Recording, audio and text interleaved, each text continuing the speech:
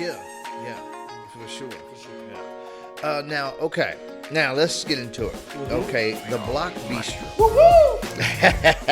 Yeah, I told you we win. I told y'all to stay tuned. Like for real. Like I know you didn't think I was gonna stay here down the whole time. He wasn't gonna bring me here for that. Exactly. All right. Okay. Now you were able to swing around and open up next Sunday.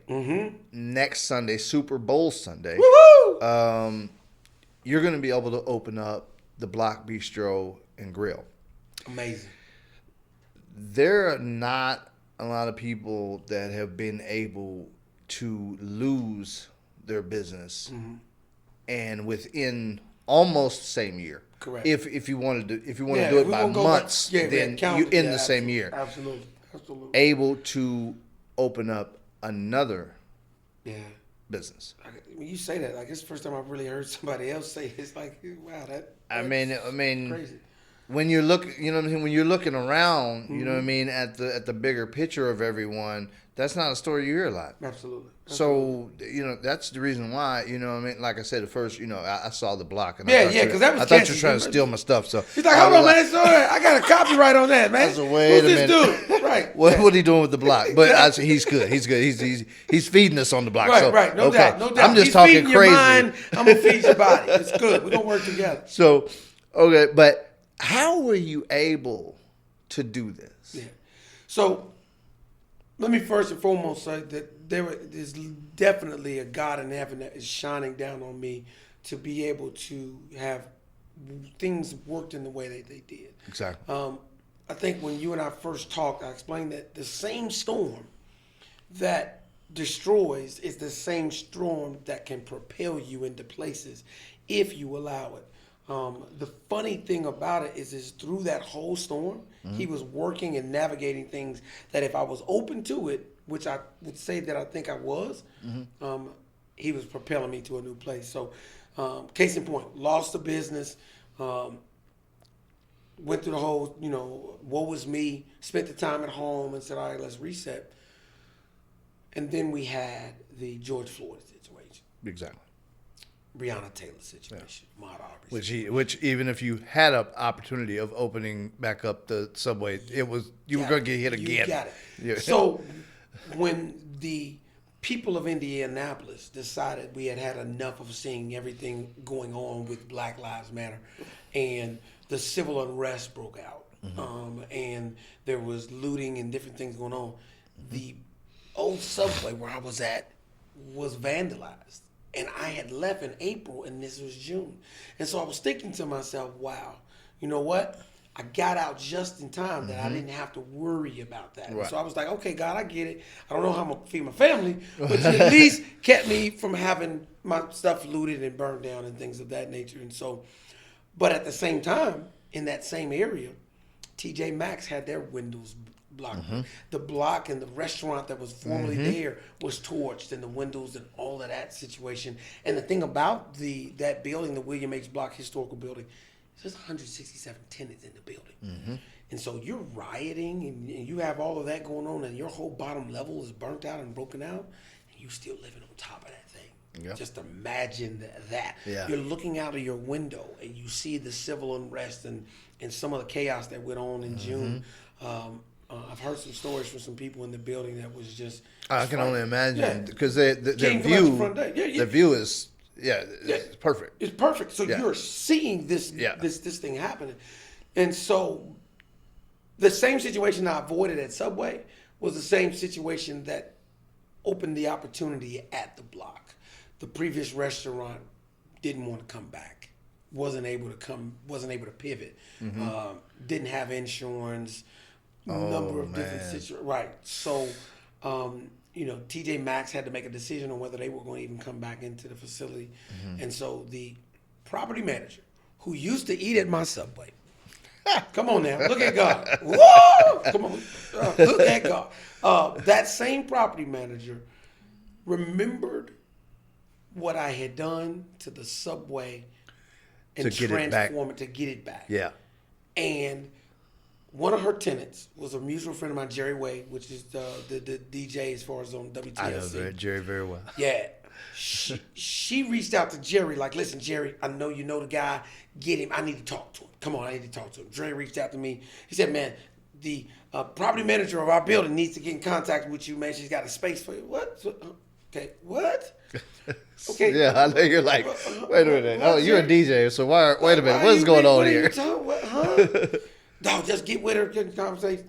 Long story short, in July, I met with her. She was proposing to me about, taking over this space. Now, mind you, it's boarded up. Right. Burnt up, tore up from the floor up. How would you like this? I've got this brand new beauty of something. What? Like, no. And we're still in a pandemic. We're just coming out of it. And I just lost everything across the. I said, her name is Kanika Ayers. I said, Kanika, thank you for your time. Sorry, listeners. Hell no. What's wrong with you? I'm not coming to open a restaurant in a pandemic. Come down here in the middle of civil unrest. You ain't got no windows. What are you showing me? There's nothing here. And she said, listen, just think about it. There's nothing to think about. I can't go back to my wife with this. What do you think and thought. It's over. It's over. Can you give me a second? No. And so I walked away from that situation like, man, you got to be crazy. And Kanika was persistent. Like, one thing, those that know her, she was persistent. She had seen what I had done, and she's like, listen, I got to get him in there, and I got to let him know he's not over there, he's over here. And this ownership group believes in him. So she kept calling. Wow. Like, what is wrong with this woman? Oh. She said, listen, I want you to meet my owner. She flew the owner of the business who lives in Ohio. He flew down. Came to Stars over Pennsylvania and said, listen, I got to have you. I said, no, you don't. Got to have you. What do you mean you got to have me? I saw what you did over Subway. Kanika speaks volume. Tell me what it's going to take. So I'm going to make you a dumb offer. It's going to be stupid. Like I'm telling you, it's not going to make any sense for you. Try me.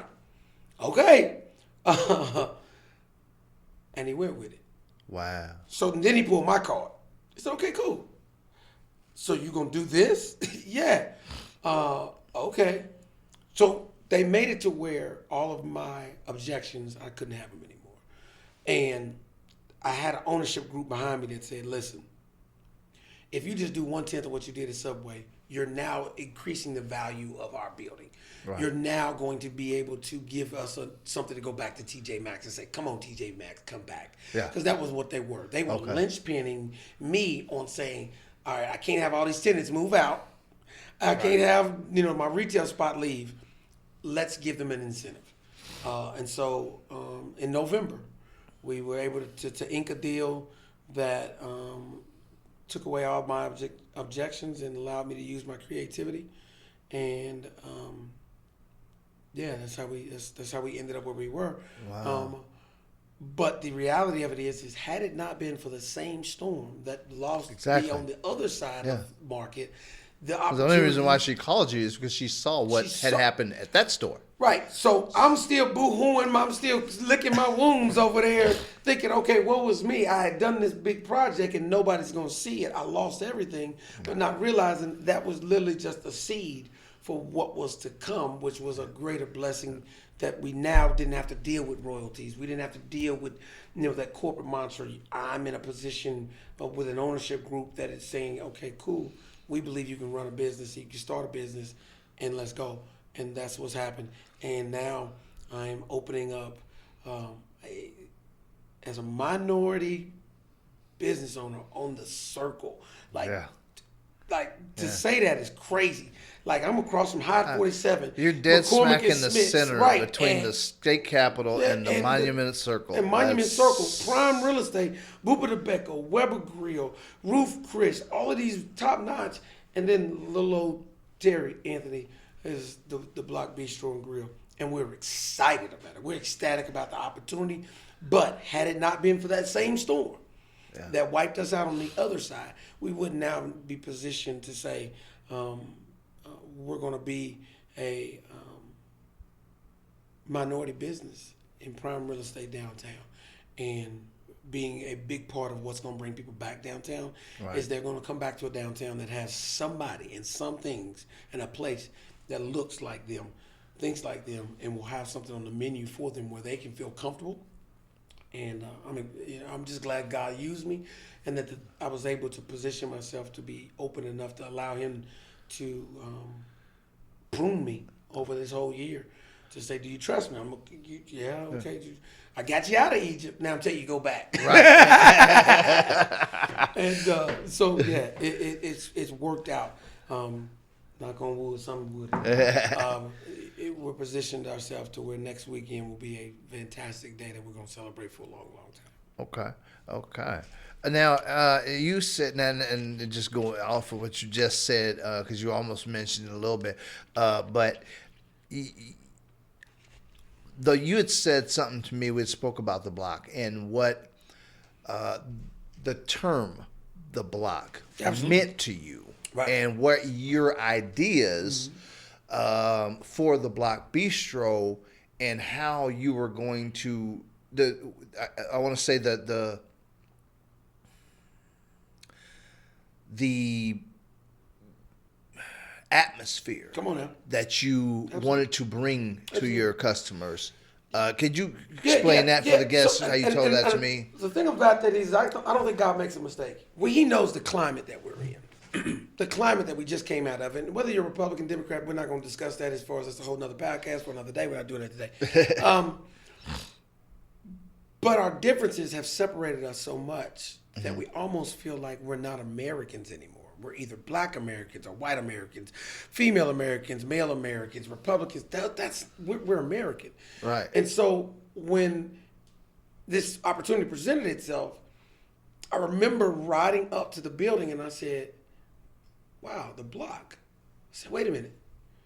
The block, that makes sense. Wait a minute. The block I grew up on had Hispanics, it had blacks, it had whites, it had Orientals, it had Asians, it had everybody. And we did it. We listened to Cyndi Lauper. We didn't care whether it was white music, black music. We Menudo and you know what I'm saying? Run DMC was Walk This Way and Aerosmith. We didn't care. Right. And so it hit me like, wait a minute. We need a spot in this climate, in this time, that's going to bring us all back together. That says, regardless of whether you are from the north side, south side, west side, east side, whether you're Protestant or Baptist, a place where you can feel comfortable, and a place that says, you can be yourself. We will have Taco Tuesdays. We'll have Wing Wednesdays. We'll have Soul Food Saturdays and things of that nature, because that's what a block. We want to make sure that the Block Bistro looks like every block in America, looks like what you and I see when we go home. We see whites and blacks living in the same neighborhood, putting our kids on the same bus and trying to figure out how we're going to operate and navigate in this world. That's what you're going to come, and that's what you're going to see when you get to the block. A block that is a place for everybody. And I don't care how hard it is. I don't care, what people think that I'm naive. That's my goal, and that's what it's going to be. Even Sigmas can come? But you know what? There's a couple of, we may have to have a Sigma night to where I have my GM and my staff go, but I ain't going to be able to be there. No, man. We love the Divine Nine. We love everybody, man. We want everybody to feel comfortable in there. And, because, man, just think about the last 4 years. Like, literally, it was almost, if you don't think like me, then something's wrong with you. Like, come on, man. We ain't got to agree. I might not like what you like. Right. But we can still have a beer. Right. We can still eat. Yeah. And I've always been told that the easiest way to get to someone's soul is through their stomach. And if I feed you, you're going to at least be receptive. I may not change your mind. Right. But I can change your heart. Yeah. Absolutely. Okay. Man. All right. Yeah, I dig that, man. I'm the block. So, the block, dog, you know. It is. Come on, you know what the block can do. I just, We all need money.